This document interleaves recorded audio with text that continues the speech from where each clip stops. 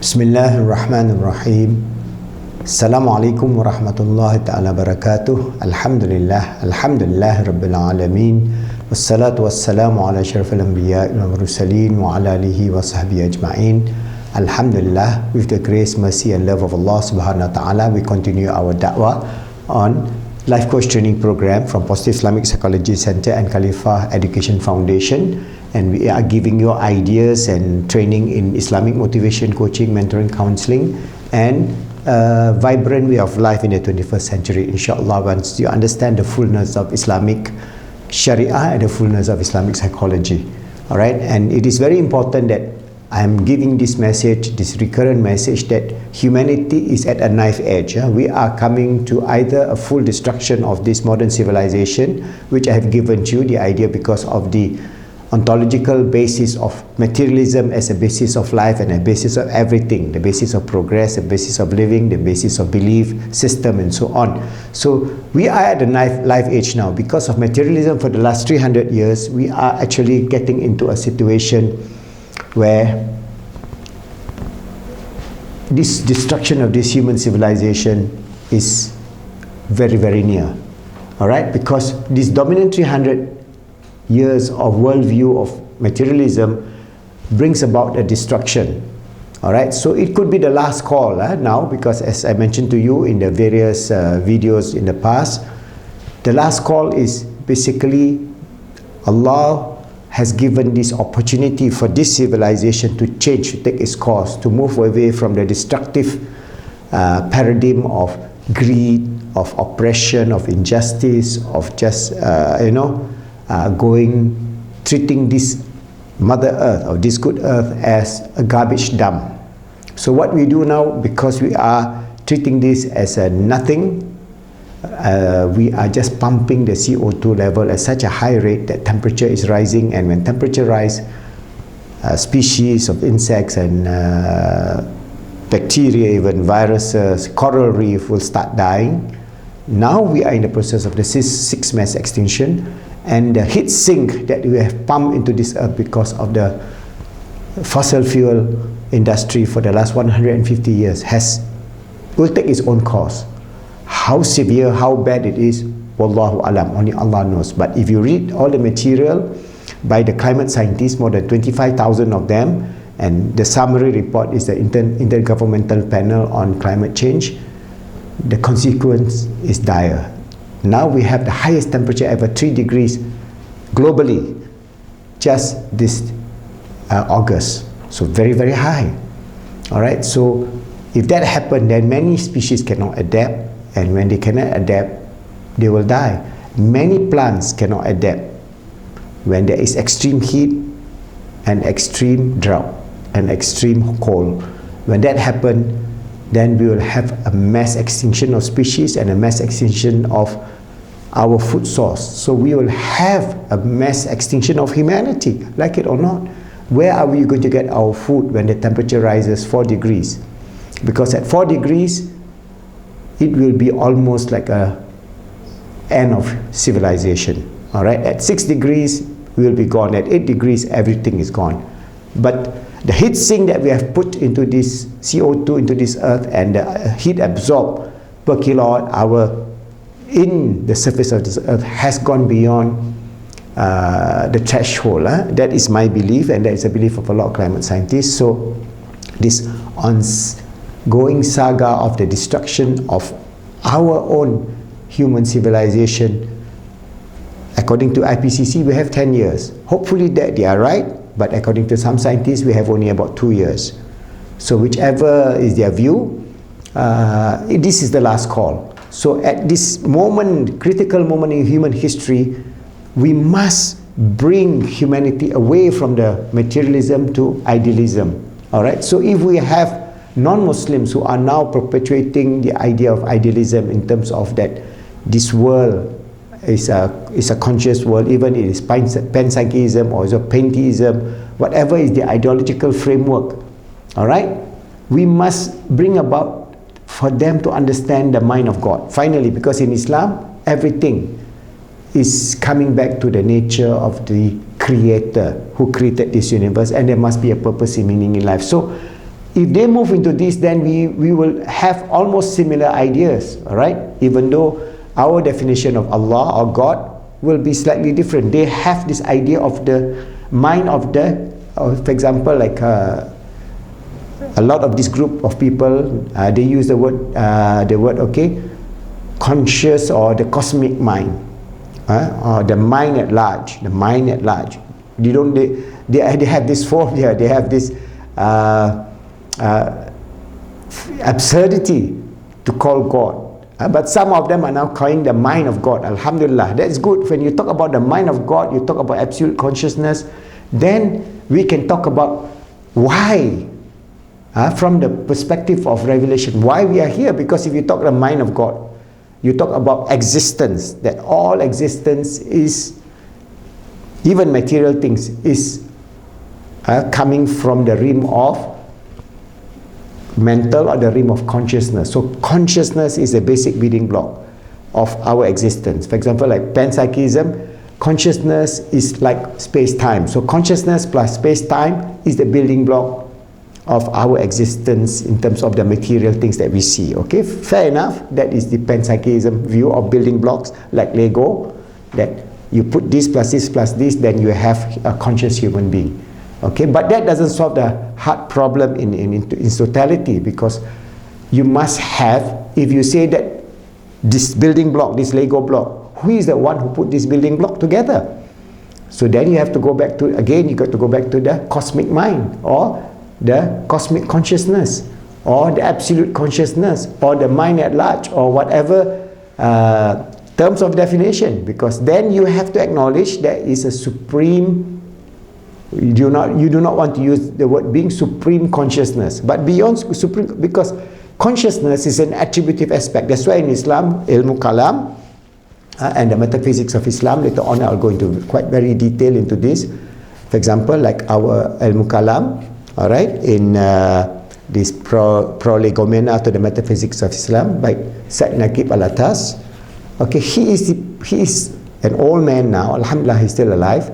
But his worldview is a very traditional worldview, which he's extracted and he's tried to combine it with modern understanding of consciousness. All right. So I will go through this detail, inshallah, dissect one by one, chapter by chapter, part by part, as much as I can, to go into our book, that Islam, Heart of Love, because he gives a very succinct, very comprehensive worldview that can actually, in terms of understanding, overcome idealism. So idealism is very close to our Ahli Sunnah wal Jama'ah worldview, but as I say, it depends what variant of idealism that they are bringing, the sect or sub ideas of idealism, which I'm also going to elaborate as we go along. But what is important is that we have this great scholar, alhamdulillah, his work is 30 years ago, all right, he's an old man now, but who is carrying his work, all right, who is carrying up the understanding of the metaphysics of Islam vis-a-vis this 21st century in terms of the last call, in terms of our human civilization? What would be the role of Muslims in this situation? Why God created us, and what are the situation in which we can go about in line with the understanding of the nature of why we existed. All right, so consciousness will always bring to this question of why we exist, and in Islam we have the answer. So inshallah, in our video and book, inshallah, Islam, Heart of Love, will bring about that idea. Also from my teacher, Maulavi Babu Sahib, I studied him, and his book on the tenets of Islam, he gives the whole range of the metaphysics understanding vis-a-vis the ontological or using the epistemology of Al-Sharat and Mutridi, and he used them as a basis. A very well-known book that is used in all madrasas, that is Kitabul Jawharul Tawheed by Imam Burhanuddin Al-Lakhani. All right, so this is his taking the verses from the words of Imam Lakhani. He explained it from the perspective of contemporary understanding of how we are going to understand the metaphysics of Islam from that perspective. So we have these two, and I've mentioned to you before he passed on, my teacher has passed on, he has passed on, and so may Allah be pleased with him for all these great people, those who have passed on, and may we sadaqah Fatihah for them.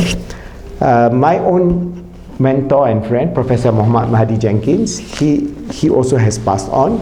All right, his work is on psychology because he is the protege of B.F. Skinner, the father of modern behavioral psychology. He was the protege, and he brought about this model about the nature of consciousness long ago in the 60s. But that was rejected by the behavioralists at that time, because behavioralists, as you know, they take the materialist idea. Anything about consciousness, anything about nature of self beyond the physical realm is rejected. So he was, his story is very colorful. He was rejected, left his lectureship in the university, became a hippie, all right, joined a Buddhist group, then joined Hindu group, and then left all those groups and searched the meaning of truth, and finally became a Muslim and developed the Khalifa method and post-Islamic psychology as a way forward for the Ummah to face the challenges of the 21st century. So I'm trying to fuse these three because Alhamdulillah, Allah has given me good health. I do not know how long I'm going to live, but at least if I can record this idea of how we can bring about the Ummah towards a beautiful Ummah. And there are many brothers and sisters who are moving in the same direction. I would like you all to go through, for example, Professor Khalid Abul Fadil from UCLA, America, The Search for Beauty and the Beauty and Reason in Islam. All right, so he has written many books, and if you look at his book, it is his sense of responsibility to bring the Ummah towards love, beauty, compassion, mercy, which is the deen of Islam. But we have lost our way. We have gone into sectarianism, we have gone into extremism, we have gone into neo-slavery, we have gone into all kind of nonsense. And we have gone into Salafism, we have gone into so many of these things that is actually bringing us to the edge of our own disaster in terms of a belief system. What about our younger people? Our children, our grandchildren, how they will look at us? Would they look at us as extremists, or would you look at us with the eye of mercy, of love, of compassion, of beauty, of peace? So we have to reclaim that position, and I recommend, all right, Khalid Abul Fadil, Reasoning with God. That is his book. This is his website. You can go to his website, all right. That is searchforbeauty.org, www.searchforbeauty.org. There's a lot of material, and that is the kind of Islamic movement that we need to bring about, to shift in this very critical period of humanity. The last call for humanity is also the last call for the Ummah. We have no time to talk about Talibanization or ISIS and all this. We have no time for that. This is a critical period for which we have to reclaim our soul.